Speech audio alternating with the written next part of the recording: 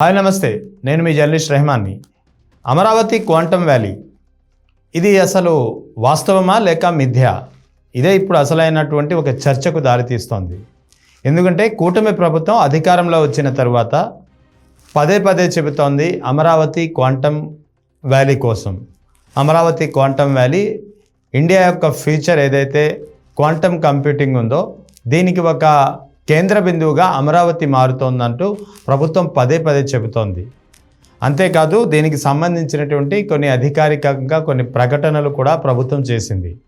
Amaravati quantum కంప్యూటింగ్కి సంబంధించి కొన్ని ప్రకటనలో భాగంగా 2026 జనవరి 1 నాటికి IBM సంస్థ అమరావతిలో క్వాంటమ్ సిస్టమ్ 2ని ఇన్స్టాల్ చేస్తుందని చెప్పింది. అంతేకాకుండా 100 క్వాంటమ్ ఆల్గోరిథమ్స్ను టెస్ట్ చేసే సామర్థ్యాన్ని పొందుతామని చెప్పి కూడా ఏపీ ప్రభుత్వం పదే పదే స్పష్టం చేసినటువంటి పరిస్థితి.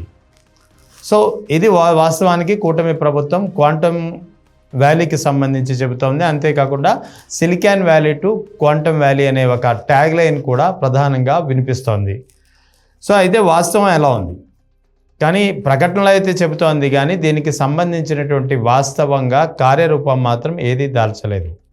ఇప్పటి వరకు IBM ఏదైతే క్వాంటమ్ సిస్టమ్ 2 ఇన్స్టాల్ చేస్తుందని చెప్పిందో ఆ ఇన్స్టాలేషన్ సెటప్ అనేది పూర్తి కాలేదు.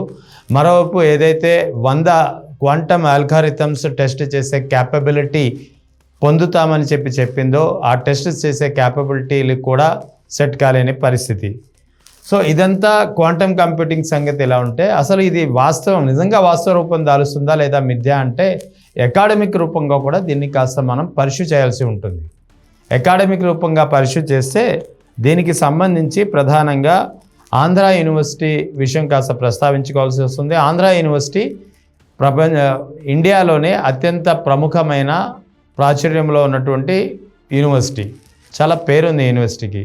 అటువంటి యూనివర్సిటీలో దాదాపు 60% ఫ్యాకల్టీ వేకెన్సీస్ ఉన్నాయి. అంతేకాకుండా కేవలం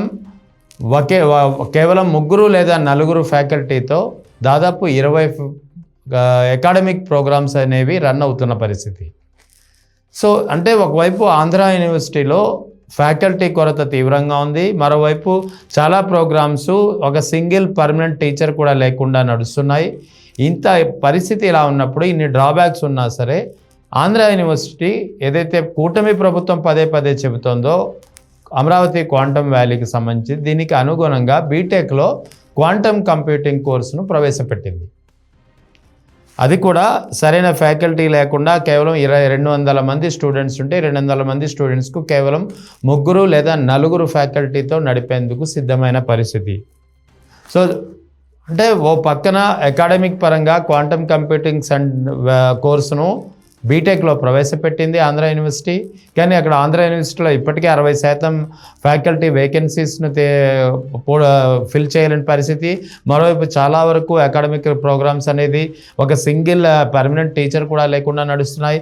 మరోవైపు కొత్తగా దీనికి సంబంధించినటువంటి క్వాంటమ్ కంప్యూటింగ్ కోర్సు ప్రవేశపెట్టడంతో దీనికి కూడా కేవలం 200 మంది స్టూడెంట్స్ వరకు ఉంటే వారికి కేవలం 3 లేదా 4 ఫ్యాకల్టీ మెంబర్స్ మాత్రమే ఉన్నారు.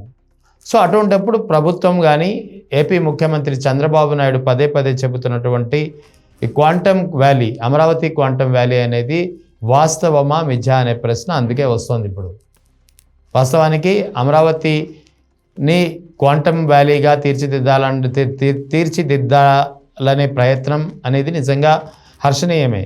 నిజంగా ఒక స్టేట్కి సంబంధించి ఒక స్టేట్ను ఒక క్వాంటమ్ కంప్యూటింగ్ ఏదైతే ఫ్యూచర్ కంప్యూటింగ్ వ్యవస్థకు నాందిగా చెబుతున్నారో దీనికి ఒక కేంద్ర బిందువుగా మార్చాలనే ఒక అంబిషన్ ఉండడం అనేది ఖచ్చితంగా గొప్పదే.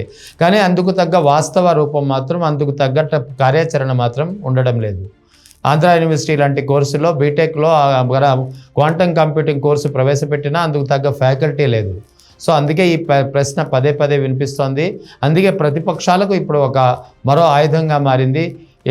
అమరావతి క్వాంటమ్ వ్యాలీ అనేది నిజంగా ఒక వాస్తవమా లేక ఒక మిథ్యానా అనేది.